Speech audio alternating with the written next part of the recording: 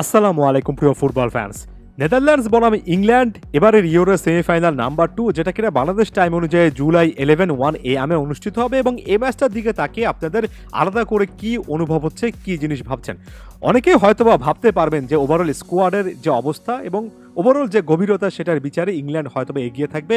তবে একটা কি ইনফরমেশন দিয়ে শুরু করি, এই দলটার বিপক্ষে অর্থাৎ নেদারল্যান্ডসের বিপক্ষে সর্বশেষ 4টা ম্যাচের মধ্যে 3টাতেই কিন্তু ইংল্যান্ড হেরেছে।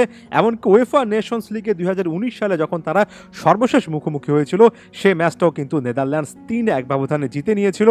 তাই ইংল্যান্ডের তুলনায় নেদারল্যান্ডসকে দুর্বল ভাবার বিন্দুমাত্র কারণে, এবং আমি নিশ্চিত করে বলতে পারি অনেকেই উল্টোটা চিন্তা করছেন, অনেকেই এ ম্যাচে ডাচদেরকে ফেভারিট হিসেবে চিন্তা করছেন। দেখুন, যে একটা স্কোয়াড নিয়ে ইংল্যান্ড এসেছিল সেই স্কোয়াড এখন পর্যন্ত তাদের নামের প্রতি সুবিচার করে খেলেনি, এই জিনিসটা একেবারে লিখিত একটা ব্যাপার হয়ে গিয়েছে। তবে একই সঙ্গে গ্যারেথ সাউথগেট কিন্তু ভিন্ন কথা বলতে পারেন, যেমন সার্বিয়ার বিপক্ষে 1-0 গোলে জয়, ডেনমার্ক এবং স্লোভেনিয়ার বিপক্ষে ড্র এবং রাউন্ড অফ 16-এ 2-1 ব্যবধানে জয়, কোয়ার্টার ফাইনালে 1-1 ড্র থাকা অবস্থায় টাই ব্রেকারে জয়।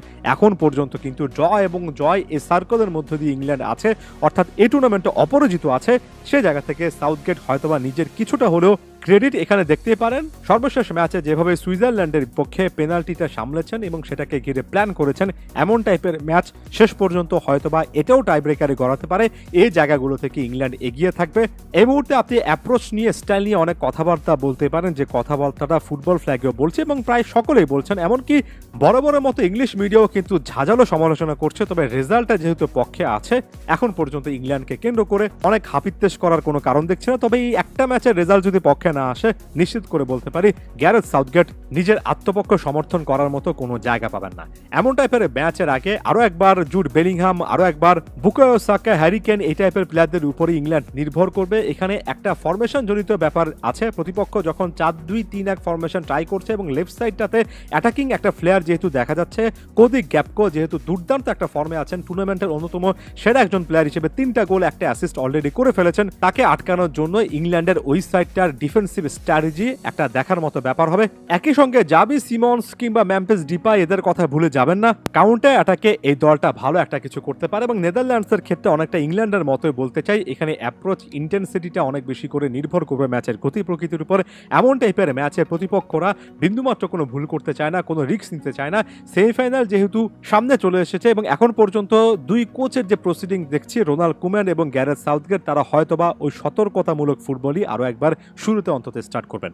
দুই দলের ডিফেন্স নিয়ে অবশ্যই কথাবার্তা বলতে হবে। নেদারল্যান্ডসের গোলকিপার ভার্ট ভারভুগেন সত্যিকার অর্থে খুব ভালো ফর্মে আছেন, সর্বশেষ ম্যাচগুলোতে একাধিক সেভ করেছেন। ডিফেন্সে ভ্যান ডাইক আছেন, নাথান আকে আছেন, ডে ভ্রেই সর্বশেষ ম্যাচে দুর্দান্ত খেলা এই সেন্টার ব্যাক আছেন, ড্যাঞ্জেল ডামফ্রিজ আছেন। যথেষ্ট শক্তিশালী একটা ডিফেন্স লাইন কিন্তু আপাত দৃষ্টিতে কাগজে কলমে নেদারল্যান্ডসের ক্ষেত্রে প্রযোজ্য হয়। অন্যদিকে সর্বশেষ শুট আউটেও দুর্দান্ত পারফর্ম করা পিকফোর্ড আছেন, এখনো ইংলিশদের আস্থার প্রতীক হয়ে। তবে জন স্টোনস, ওয়াকার, কোনসা এরা কতটা ভালো পারফর্ম করছেন এবং বিশেষ করে লেফট সাইডে অর্থাৎ ডিফেন্সের লেফট সাইড দিয়ে পারফেক্ট ব্যালেন্স ইংল্যান্ড পাচ্ছে কিনা সেটা নিয়ে প্রশ্ন করার সুযোগ আছে। নেদারল্যান্ডস যদি একটু অ্যাটাকিং ফুটবল খেলে, আমার কাছে মনে হয় ম্যাচের কন্ট্রোলটা পেতে রোনাল্ড কুম্যানের এই ডাচ দলটার জন্য সুবিধাজনক হওয়ার কথা। দেখা যাক সেটা তারা অ্যাটেম্প্ট করতে পারে কিনা। ইংল্যান্ডে বিগ ম্যাচ পারফর্মারের কিন্তু অভাব নেই। ইনজুরি সংক্রান্ত হালকা ইস্যু আছে হ্যারি কেনের, তবে হ্যারি কেন ছাড়াও Jude Bellingham, Phil Foden, Bukayo Saka, Cole Palmer, এমনকি তরুণ কবি ম্যাইনু সকলেই কিন্তু দুর্দান্ত পারফর্মার। এর সঙ্গে Declan Rice, Trent Alexander Arnold, Ivan টোনির মতো অনেকগুলো অপশন আছে। সাউথগেটের ক্ষেত্রে অপশনটা কখনোই কিন্তু চিন্তার কারণ হয়ে দাঁড়ায় না। চিন্তার কারণটা হয় তিনি যে অ্যাপ্রোচে দলকে খেলান সেটা। সত্যিকার অর্থে যদি ইউরো জিততে হয় তাহলে ইংল্যান্ডকে এই ম্যাচটাতে অন্তত সবচেয়ে বেটার ফুটবল খেলাটা একটা টার্গেট করতে হয়। ফাইনালে অনেক কিছু চিন্তা করার ব্যাপার থাকে, ফাইনালে দাঁতে দাঁত চেপে ডিফেন্ড করে আপনি ট্রফি জিততে পারেন। তবে এই ম্যাচটাতে আলাদা করে কিছুটা হলো অ্যাটাক মেন্টালিটির বা গোল করতে কিছুটা হলো মরিয়া ইংল্যান্ডকে দেখার আশা করছি।